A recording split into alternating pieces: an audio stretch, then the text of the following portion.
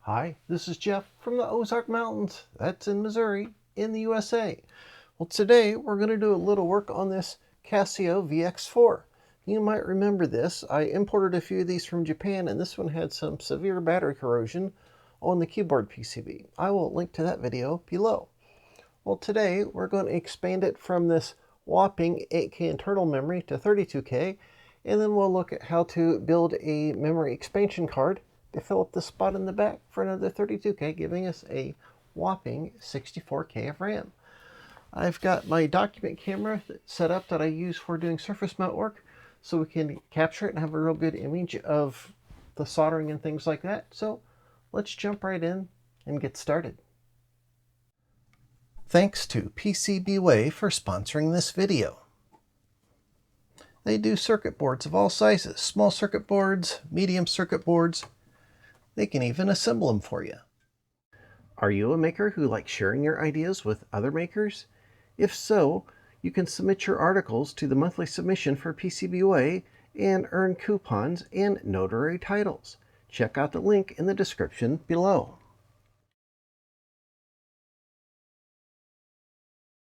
I actually set up the regular video camera on top of my desk. I thought this might be kind of an interesting new angle. At any rate, I've already taken all the screws out of this. I showed all that in the last video on this. It's not that exciting. Put them in a little cup. And they are different lengths, so make yourself a map that shows where they all are. That's very helpful for when you go to put it back together. And I made up a set of directions here from Ice Lord's website, who was the inspiration for the 32K external memory module. And I borrowed some pictures of his and laid them out with some text and everything. So that's what I'll go by. I'll put a PDF of this in the links below with the rest of the documentation, probably on my GitHub page. So with all the screws out of here, the battery's out, I went ahead and put the switch in the off position. There are a couple catches on each side. Maybe 3. Yeah, see, my dog is reminding me that there's 3. Okay, and rotate him like that. Now, there are a couple little springs here from the keyboard side. We do not want to lose those. We don't need this side at all. We'll release these 2 ribbon connectors. Slide this up so you can see it in the document camera too. And my furnace came on. Okay, so we have a couple springs here which go up through the cover and ground on the metal back case. We don't want to lose those. We don't need this side of the board at all. We're interested in this bottom section right here. So we can slip these little latches forward and they rotate up a bit like that. And then these will just slip right out of here. We can set aside our keyboard section.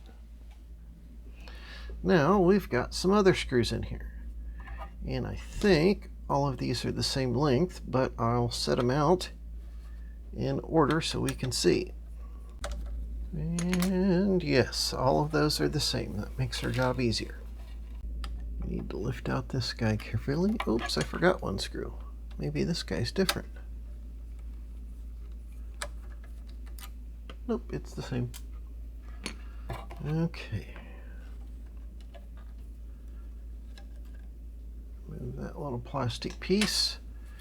And now we've got our main circuit board, but the RAM chip is on the bottom side of this. And there are, I think, 2 screws. One.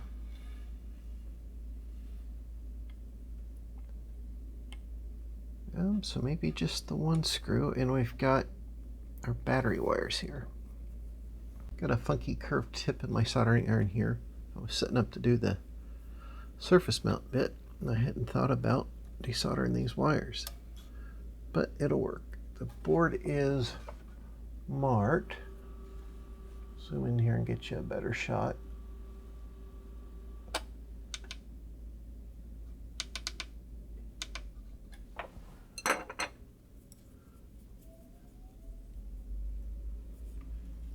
So you can see the negative and positive there. Get him out of the way.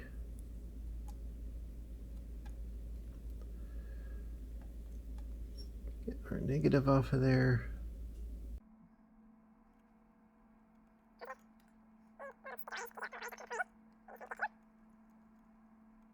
There we go. Actually wasn't a bad tip for that job. I'm going to pull out this screw. Of course, it's unique.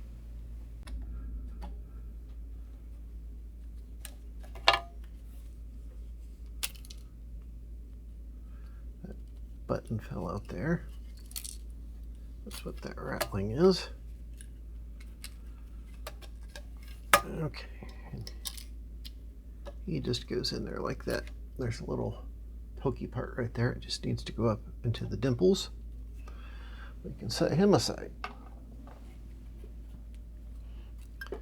Now, here is our circuit board. And you'll notice it looks just like the pictures that Ice Lord took, amazingly enough. And the general idea here is that we want to concentrate on the RAM chip. This is the ROM. We don't care about it. So we want to concentrate on the RAM chip and these two solder pads right here, which are in exactly the same place on our actual circuit boards, pad 1 and pad 2. We don't worry about pad 3 and pad 4. And here is our RAM chip. Now yours may say 4464 like this. It might say 6264, but either way, it's an 8K RAM. I am going to start up the hot air gun to desolder this. First, I'll just go over it quickly with the regular soldering iron. Zoom in here and get a better shot. It's easier for old eyes. Just gonna get a little heat into those to start with. Make sure the solder wants to flow nice and easy. Just save us a little time with the hot air gun.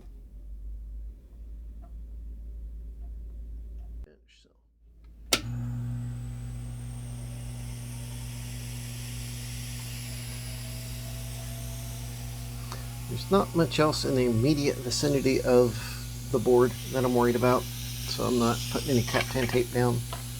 There's a lot of room on this side and no small parts.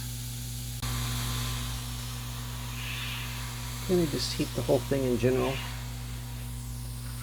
If you put a little flux on here, not only does the solder flow a little easier, but when the flux starts smoking, you're almost at the right temperature for reflowing the solder.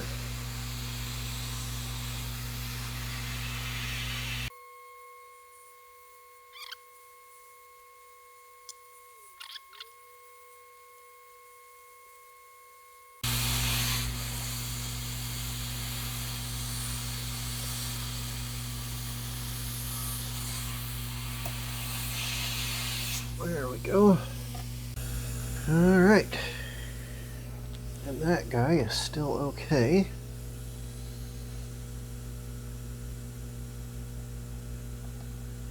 I just want more memory on this pocket computer here. Fresh spot on my solder braid.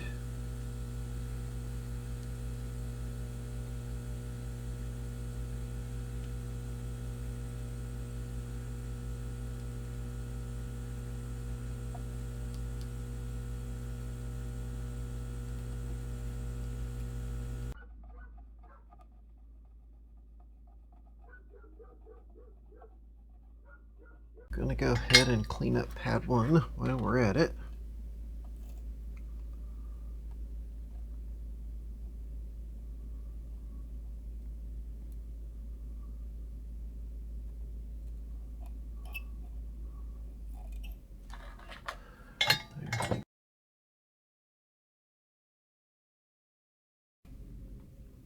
The thing you want to watch with these, with portable stuff, is a lot of times there is a regular version of the static RAM and a low power version, and of course we want the low power version. Put some flux down there. Okay, that wasn't very much flux, was it?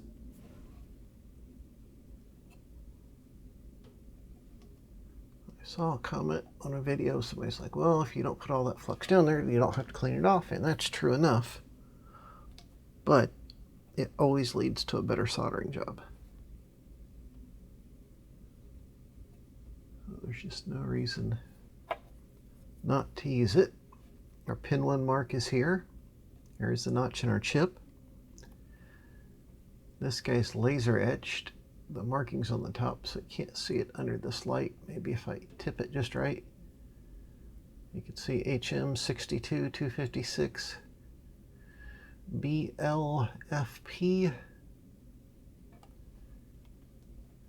I will put the part number link in the description down below with the rest of the information.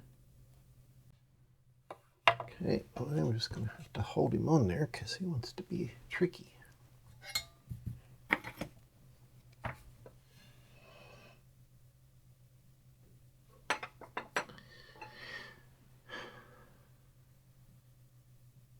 Put a little solder in that concave section on this tip.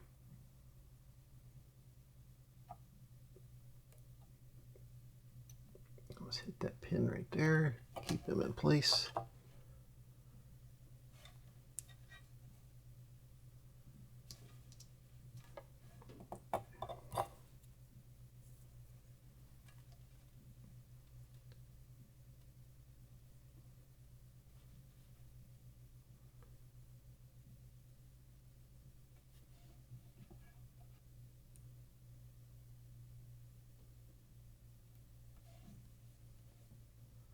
There we go. These end pads are much wider than the others. It gives, good, it didn't move. It gives you the illusion that it's not centered when it really is.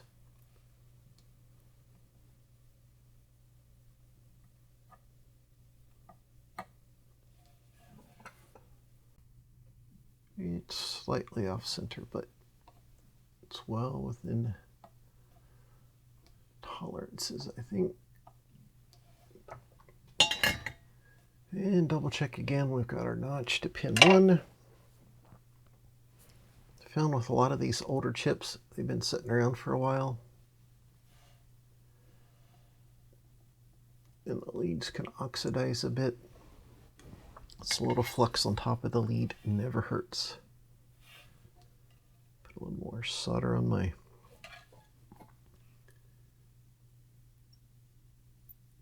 tip here. Slowly moving down the line. That's it.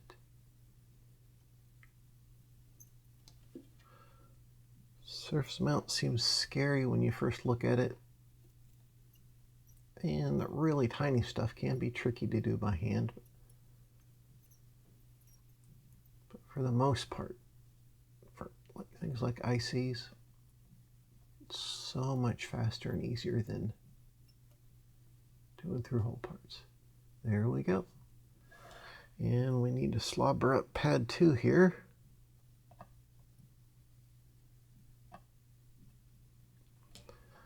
Well, he's not wanting to stay bridged, huh?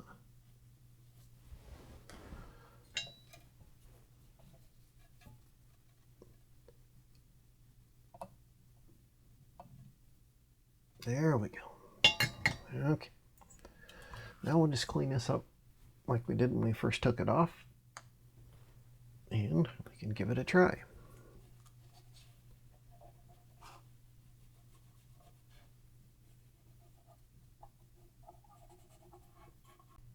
Okay, and triple check notch, pin 1, pad 2.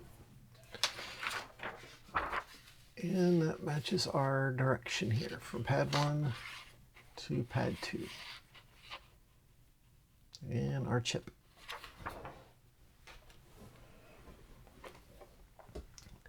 That wasn't too bad, other than me having trouble keeping the chip centered.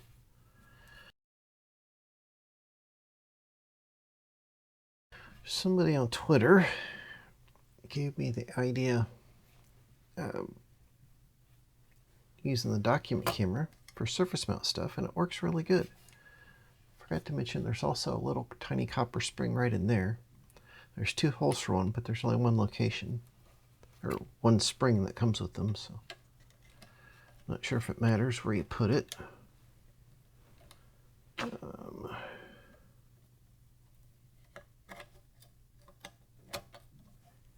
Get these leads out the way, like that. One little short screw, which goes right there. And you notice that they put a circle. You can see that circle in the silk screen. They put that circle around there to denote that there's supposed to be a screw there. Okay, that looks correct. Now we need to connect our battery wires.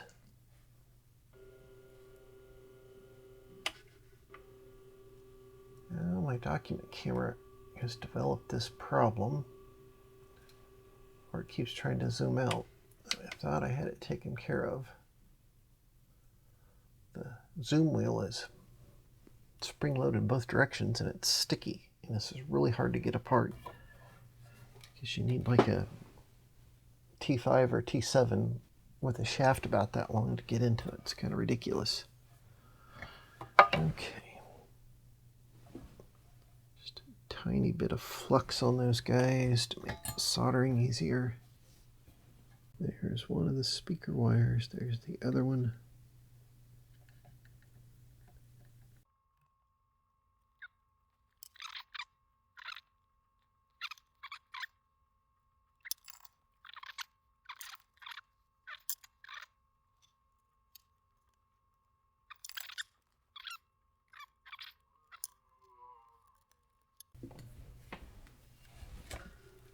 I wonder how far we can zoom in on that. Oh, pretty far. Oh.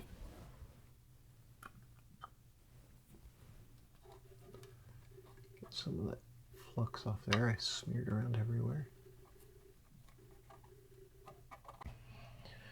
Now we can get the top half, the keyboard side.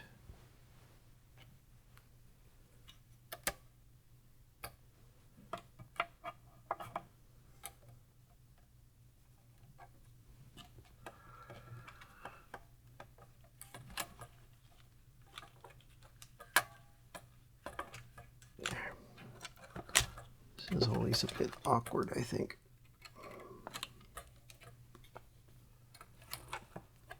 It just kind of sits in there.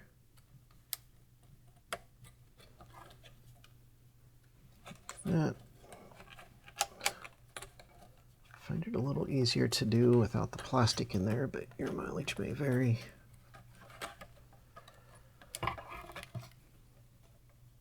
These bits do rotate up, so you can do it with the plastic in place, the plastic cover that goes over there.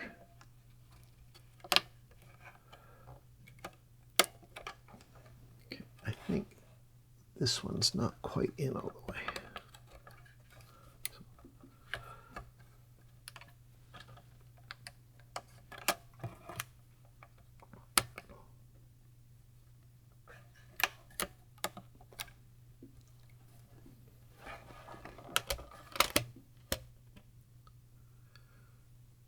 Well, they look pretty even now. Okay. And here is this guy. Like that. All of these screws were the same.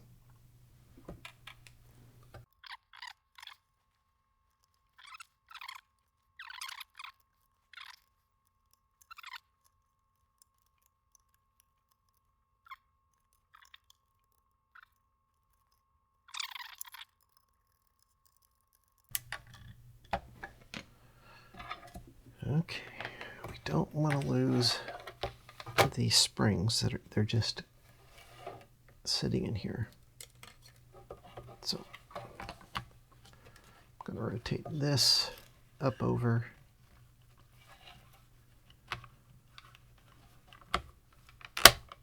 Come down.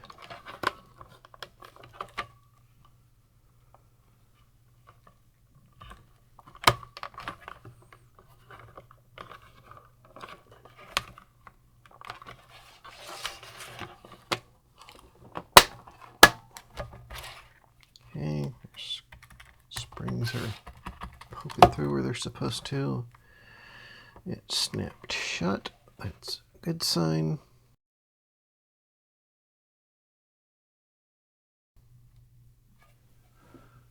Test it out by putting the batteries in it.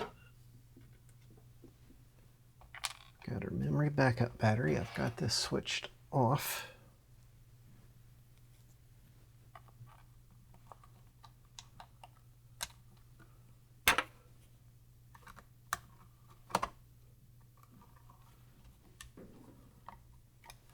Okay. I've got my 4 AA batteries from Japan. I got something I imported. So they must be good luck. Now, if we turn this on and flip it over, we see nothing. That's not good. We see nothing. Let's try...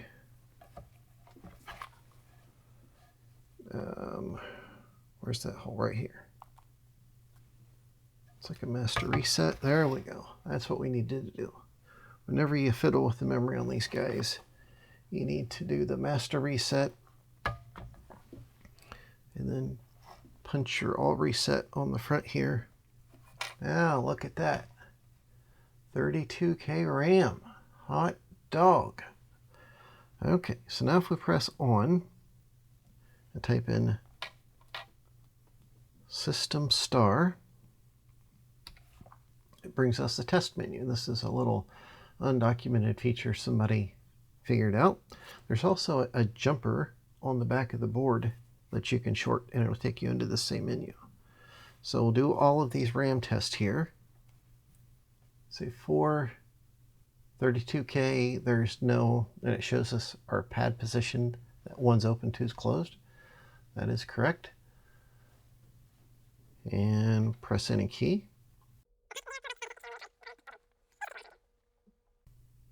Okay, as long as it doesn't come out with an error, that means everything's okay. You do 5. Also tells us we have 32K internal. We don't have any external. There we go. And 6. All right, so our internal RAM upgrade went successfully. Now, before you use your calculator or your pocket computer, after doing these RAM tests, you want to do an all reset again because it writes to every byte of RAM. And if you go in and try to enter a program, there's a bunch of garbage in there that it's going to see as line numbers or the end of RAM, and it'll do silly things. So you want to do that again.